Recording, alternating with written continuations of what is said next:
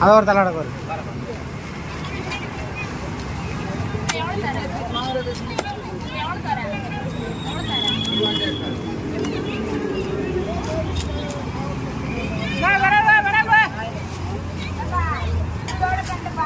மணி அடுத்து நம்ம மீன் வெட்டு வீடியோ எடுத்து